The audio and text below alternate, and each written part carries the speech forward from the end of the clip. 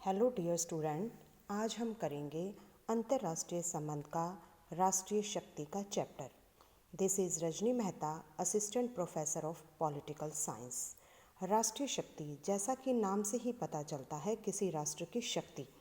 शक्ति हर जगह विद्यमान है, चाहे वो किसी भी क्षेत्र में ले, किसी व्यक्ति के क्षेत्र में ले, समाज के क्षेत्र में ले या फिर राष्ट्र के क्षेत्र में ले। शक्ति के बिना सब कुछ अधूरा है।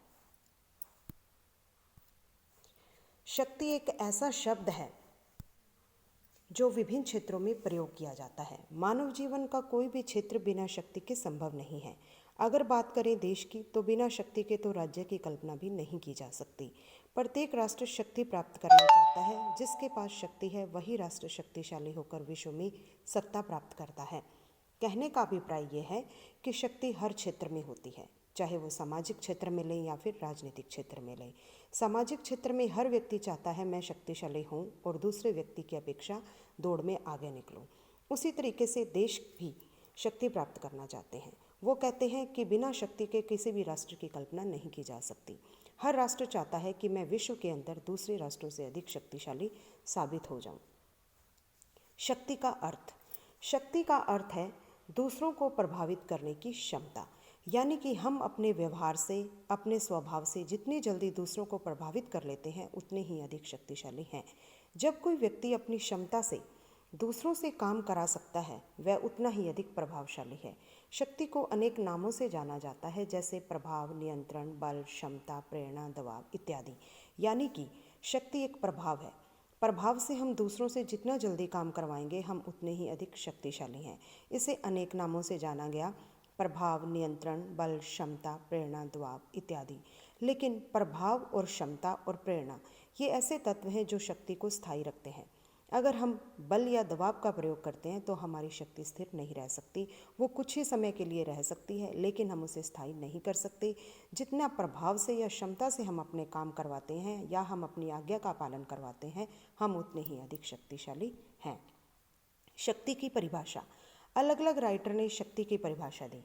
मैकाइवर कहते हैं, शक्ति से अभिप्राय व्यक्ति या समूह के व्यवहार को केंद्रित, निर्देशित या विनियमित करने की योग्यता है। यानी कि एक व्यक्ति अपने व्यवहार से दूसरे व्यक्ति के व्यवहार को या समूह के व्यवहार को जितना अधिक निर्देशित या नियंत्रित कर सकता है वो उतना ही अधिक शक्तिशाली है। दूसरी तरफ मार्गेंथ्यो कहते हैं, अंतर्राष्ट्रीय राजनीति शक्ति के लिए संघर्ष है। मार्गेंथ्यो कहते हैं, विश्व के अंदर शक्ति के लिए संघर्ष चलता ही रहता है।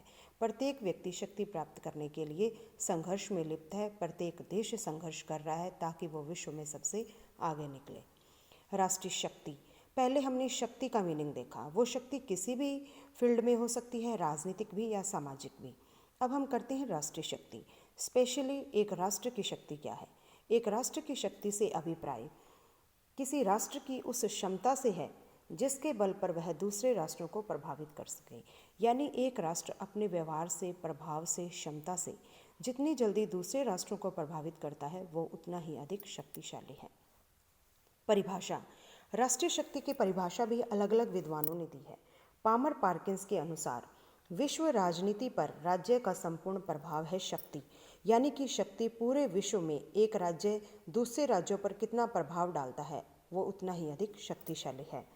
दूसरी तरफ हार्टमैन कहते हैं, राष्ट्रीय शक्ति से विदित होता है अमुक राष्ट्र कितना शक्तिशाली है अथवा दुर्बल। यानी कि एक राष्ट्रीय शक्ति ही पता करती है कि एक राष्ट्र कितना शक्तिशाली है अथवा दुर्बल। जिसके पास शक्ति अधिक है वो शक्तिशाली कहलाएगा और जिसके पास शक्ति कम है वो दुर्बल कहलाएगा। नेक्स्ट, श्वार्ज़ेनबर्गर के अनुसार शक्ति अपनी इच्छा को दूसरों पर लादने की क्षमता है जिसको ना मानने पर प्रभावशाली उपायों का प्रयोग किया जाता है।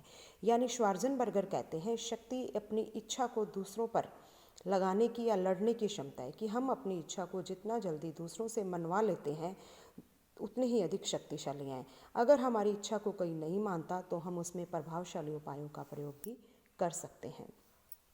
राष्ट्रीय शक्ति की विशेषताएं। राष्ट्रीय शक्ति की विशेषताओं पर अब हम चर्चा करेंगे।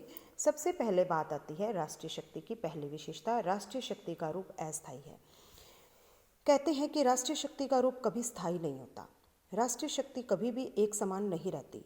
एक राष्ट्र आज शक्तिशाली है, हो सकता है वो कल शक्तिशाली ना हो। उसकी शक्ति हो सकता है पहले ज़्यादा हो, बाद में कम हो, यानी कि इसका रूप स्थिर नहीं होता। नेक्स्ट, मूल्यांकन की उचित विधि नहीं है। हम शक्ति का मूल्यांकन नहीं कर सकते। किसके पास कितनी आर्थिक शक्ति है, राजनीतिक शक्ति है या फिर मनोवैज्ञानिक शक्ति है, उसको हम नाप नहीं सकते। कोई भी विधि नहीं है। सभी तत्वों की महत्ता। राष्ट्रीय शक्ति के अलग अलग तत्व होते हैं, जैसे भूगोल, जनसंख्या, आर्थिक शक्ति, सैनिक शक्ति, चरित्र और मनोबल, अलग अलग तत्व हैं। सभी तत्वों की अपनी महत्ता है। किसी भी तत्व को हम अलग कर आंक नहीं सकते। एक राजनीतिक शक्ति के बिना भी राष्ट्र नहीं चल सकता, मनोवैज्ञानिक शक्ति के बिना भी नहीं चल सकता। अगर आर्थिक शक्ति है नहीं है तो उसके बिना भी कल्पना नहीं की जा सकती। इसलिए सभी तत्व अपनी अपनी जगह पर इम्पोर्टेंस रखते हैं। विश्व जनमत। विश्व जनमत राष्ट्रीय शक्ति की महत्वपूर्ण विशेषता है। विश्व जनमत की अवहेलना नहीं कर सकते। जिसके पास जनमत है, जिस राष्ट्र की जनता उसके साथ है, वो राष्ट्र उतना ही अधिक शक्तिशाली है। शक्ति एक अविभाज्य इकाई है। अविभाज्य में जिसके टुकड़े ना हो सके। शक्ति को कभी बांटा नहीं जा सकता। हम शक्ति के टुकड़े नहीं कर सकते। अपनी शक्ति दूसरे को बांट नहीं सकते। एक व्यक्ति के पास मनोवैज्ञानिक शक्ति है तो वो अपना दिमाग किसी दूसरे को नहीं दे सकता। इसलिए शक्ति एक अविभाज्य इकाई है। शक्ति साध्य भी है और साधन भी है। साध्य मीन्स उद्देश्य। किसी राष्ट्र का उद्देश्य शक्ति प्राप्त करना हो सकता है और साधन भी है, यानी एक राष्ट्र शक्ति प्राप्त करने के लिए शक्ति को साधन के रूप में भी उपयोग ला सकता है। नेक्स्ट, शक्ति की दृष्टि से दो राष्ट्र समान नहीं होते। कभी भी दो राष्ट्र या व्यक्ति शक्ति की दृष्टि से समान नहीं होते, बल्कि अलग अलग होते हैं। दो राष्ट्रों की शक्ति को समान नहीं आंका जा सकता।